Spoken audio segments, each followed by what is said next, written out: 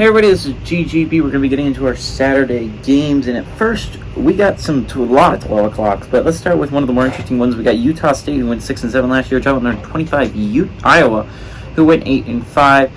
Iowa favored by 23.5 on FS1. Cooper Legas for Utah State went 135-221, threw for 1,499 yards, 11 touchdowns to 10 interceptions.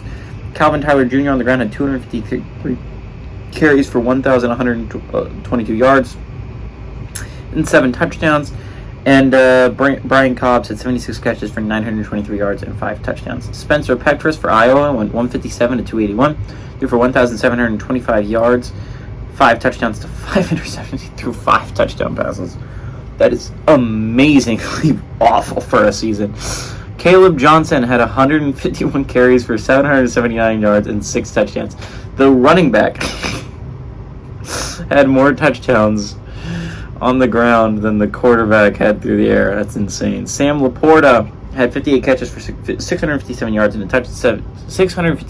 a touchdown. Sam Laporta has gone on to the NFL, though. He is now going to be the number 1 tight end for the Lions this year. Iowa leads series all-time 2-0. They played in 1957 and 2002, so this will be the first time they've played since I was born. Closest game was 41 points, so it was obviously Iowa has dominated.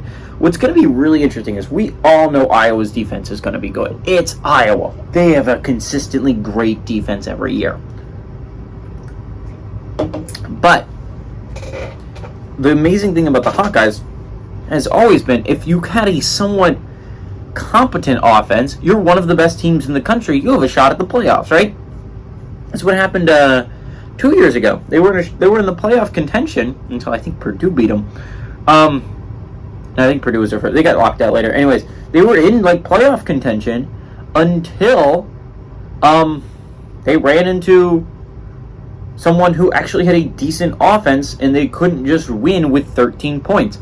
So the question has always been, if they have a competent offense, how good can Iowa be? I think we get the answer to that this year, because Cade McNamara is a competent quarterback, right?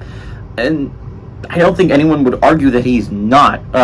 He's not J.J. McCarthy, because J.J. McCarthy's really good, right? But Cade McNamara makes the correct decisions on offense. He doesn't get a lot of turnovers, and he commands a competent offense. And Iowa's going to get a competent quarterback for the first time in forever.